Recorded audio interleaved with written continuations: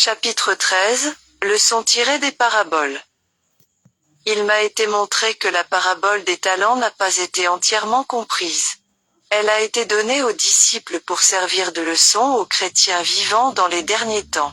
Ces talents ne représentent pas, en effet, simplement la capacité de prêcher et d'instruire en prenant pour base la parole de Dieu.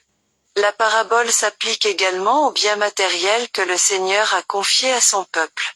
Ceux à qui avaient été donnés les 5 et les 2 talents leur en firent produire le double.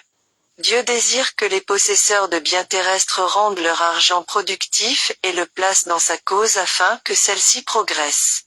Si la vérité est vivante dans le cœur de celui qui la reçoit, il s'efforcera de la faire parvenir à d'autres, en mettant tout en œuvre, son influence et ses moyens. Les personnes qui seront à leur tour atteintes se mettront, elles aussi, au travail pour Dieu. J'ai vu que certains enfants de Dieu, ou prétendus tels, sont comme l'homme qui enfouit son talent dans la terre. Ils ne mettent pas leur argent à la disposition de la cause de Dieu. Ils en revendiquent la libre disposition, le considérant comme leur bien propre. Ainsi, des âmes ne sont pas sauvées parce que l'argent qui appartient en réalité au Seigneur n'est pas employé judicieusement. Les anges enregistrent fidèlement les actions des hommes, et, lorsque ceux de la maison de Dieu passent en jugement, la sentence est inscrite en regard de chaque nom, l'ange reçoit l'ordre de ne pas épargner les serviteurs infidèles et de les retrancher au jour du carnage. Les biens qui leur ont été confiés leur sont enlevés. Ainsi leur trésor terrestre leur est retiré, ils perdent tout. Les couronnes qu'ils auraient pu porter, s'ils avaient été fidèles, sont placés sur la tête de ceux qui ont été amenés au salut par les fidèles serviteurs qui ont mis tous leurs biens au service de Dieu. Chacun de ceux qu'ils ont contribué à sauver est représenté par une étoile nouvelle ajoutée à leur couronne de gloire et qui augmente leur récompense éternelle. La parabole de l'économe infidèle est aussi pour nous une leçon. Faites-vous des amis avec les richesses injustes, pour qu'ils vous reçoivent dans les tabernacles éternels, quand elles viendront à vous manquer.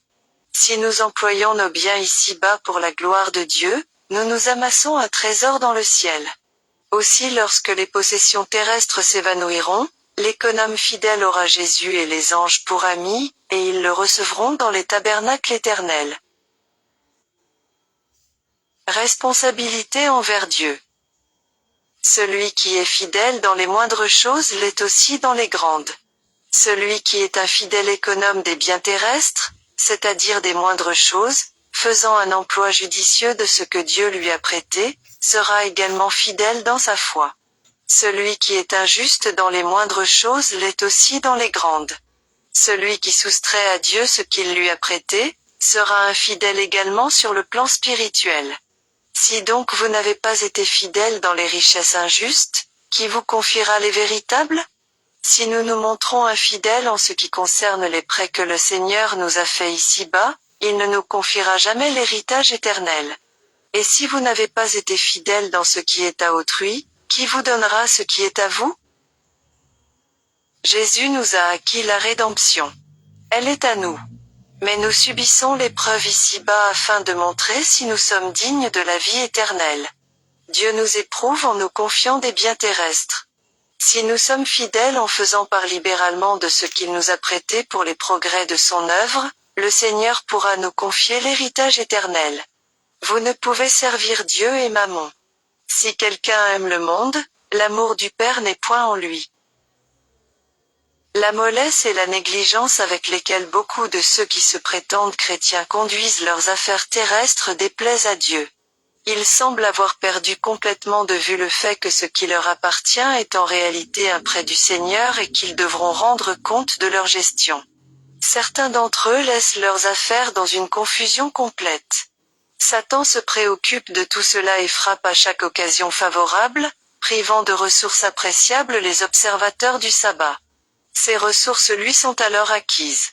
Certains adventistes âgés ne se soucient pas de régler leurs affaires, si bien qu'au moment où ils s'y attendent le moins, ils tombent malades et meurent. Il se trouve alors que leurs enfants, indifférents à la vérité, entrent en possession de l'héritage qui profite ainsi à Satan.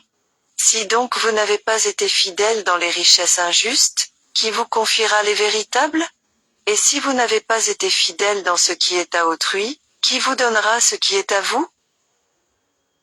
Il m'a été montré, et il faut en frémir, que Satan et ses anges avaient eu plus à s'occuper des biens du prétendu peuple de Dieu que le Seigneur lui-même. Les économes des derniers jours manquent de sagesse. Ils laissent Satan contrôler leurs affaires et accaparer l'argent qui devrait être consacré à la cause de Dieu. Le Seigneur en prend note, économes-en d'elle, et il vous en rendra compte. J'ai vu que les économes de Dieu peuvent, par une gestion fidèle et judicieuse, conduire leurs affaires en ce monde d'une manière scrupuleuse et droite.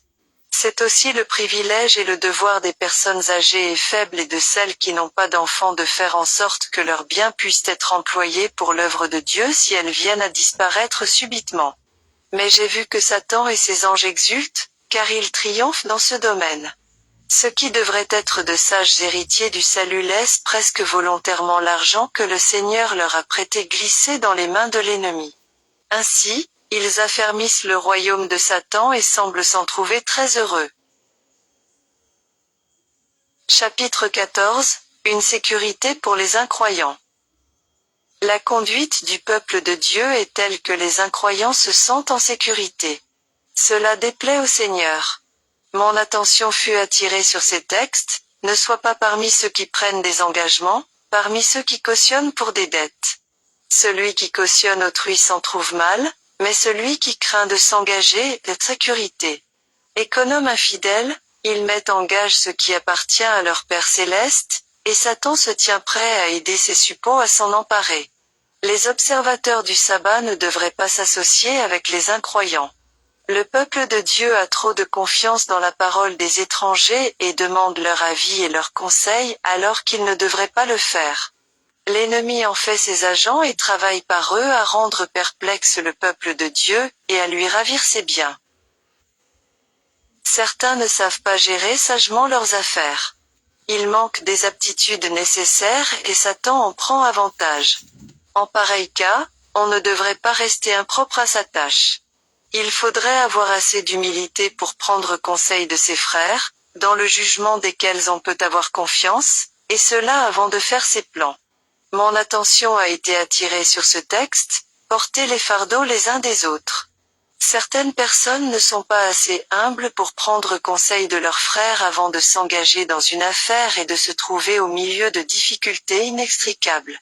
Alors seulement, elles comprennent la nécessité de s'entourer de conseils, mais combien cela est rendu difficile par les circonstances ainsi créées. On ne devrait pas s'en remettre aux hommes de loi lorsqu'il est possible de l'éviter, sinon l'ennemi en profitera grandement pour embrouiller les affaires. Il vaudrait mieux aboutir à un arrangement à l'amiable, au risque d'une perte. Chapitre 15. Le serment. Il m'a été montré que les enfants de Dieu se sont trompés en ce qui concerne le serment, et Satan a saisi l'occasion de les opprimer et de leur causer un dommage financier. Les paroles du Seigneur, je vous dis de ne jurer aucunement, ne concernent pas le serment que l'on prête en justice. Que votre parole soit oui, oui, non, non. Ce qu'on y ajoute vient du malin, se rapporte à la conversation ordinaire. Certaines personnes parlent toujours par exagération, elles jurent par leur propre vie, ou sur leur tête. D'autres prennent le ciel et la terre à témoin de la véracité de leurs dires. D'autres encore souhaitent que Dieu les fasse périr si elles ne disent pas la vérité. C'est ce genre de serment que Jésus recommande à ses disciples de proscrire de leur conversation. Il y a des autorités établies et des lois qui régissent les peuples. S'il n'en était pas ainsi, la condition du monde serait pire encore. Il y a de bonnes lois, et il y en a de mauvaises. Ces dernières n'ont cessé d'augmenter, ce qui nous causera à l'avenir de grandes difficultés. Mais Dieu aidera son peuple à rester fermement attaché aux principes enseignés par sa parole. Quand les lois humaines entrent en conflit avec les lois de Dieu, il faut obéir à celles-ci, quelles qu'en soient les conséquences. La loi de notre pays qui requiert de rendre l'esclave à son maître ne doit pas être obéie. Nous devons supporter les conséquences de la violation de cette loi. L'esclave n'est la propriété de personne.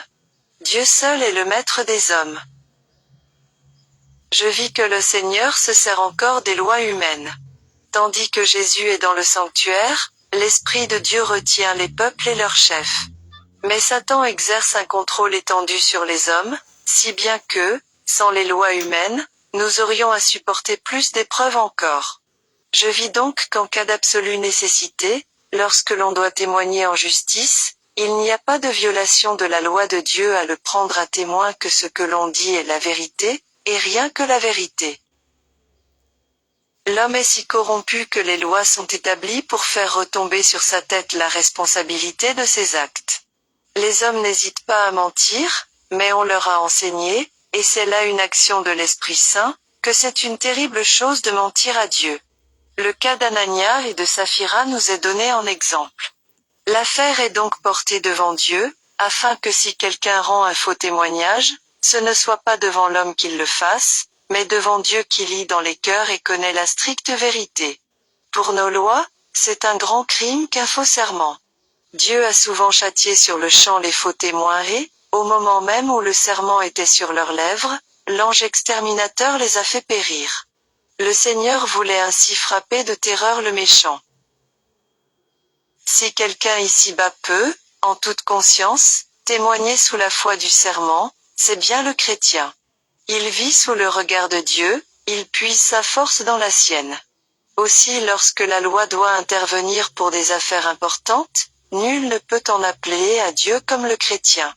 L'ange me fit remarquer que Dieu jure par lui-même. Il jura à Abraham, à Isaac, et à David. Dieu demanda aux enfants d'Israël de prêter serment. Voir. Jésus se soumit au serment lors de son jugement. Le grand prêtre lui dit, « Je t'adjure par le Dieu vivant, de nous dire si tu es le Christ, le Fils de Dieu. » Jésus lui dit, « Tu l'as dit. » Si Jésus avait voulu parler du serment judiciaire, il aurait repris le grand prêtre et donné plus de force à ses enseignements, pour le bien de ses disciples alors présents. Il a été agréable à Satan que certains considèrent le serment sous un faux jour, car cela lui a donné l'occasion de leur faire du tort. Les économes de Dieu doivent être plus sages, faire des plans avisés et se préparer à déjouer les artifices de Satan, car celui-ci redouble d'efforts. Certains d'entre nous ont un préjugé contre les autorités et les lois. Mais s'il n'y avait pas de loi, le monde serait dans une terrible situation. Dieu agit sur le cœur de nos gouvernants. Il a fixé des limites qu'ils ne peuvent franchir. Certains d'entre eux sont sous le contrôle de Satan, mais d'autres sont les agents de Dieu, et quelques-uns se convertiront à la vérité. Ils jouent maintenant le rôle que Dieu leur a assigné. Satan agit par ceux qui sont ses instruments et qui font certaines suggestions. Si celles-ci aboutissaient, l'œuvre de Dieu serait entravée et il en résulterait beaucoup de mal. Aussi les anges influencent-ils les hommes dont Dieu se sert afin qu'ils opposent à ses propositions des arguments valables auxquels les agents de Satan ne peuvent résister. Un petit nombre d'hommes, instruments dans la main de Dieu, reçoit ainsi la puissance de barrer la route à une somme considérable de mal. L'œuvre du Seigneur pourra donc se poursuivre jusqu'à la fin de la proclamation du message du troisième ange, si bien que, lorsque le troisième ange parlera d'une voix forte, ces hommes auront l'occasion d'entendre la vérité, de se décider en sa faveur et de traverser avec les saints la grande tribulation. Quand Jésus quittera le lieu très saint, son esprit sortira de la surface de la terre et n'agira plus sur les peuples, qui seront abandonnés aux anges déchus. Alors des lois seront promulguées sur le conseil de Satan, de telle sorte que, si ces jours n'étaient abrégés, personne ne serait sauvé.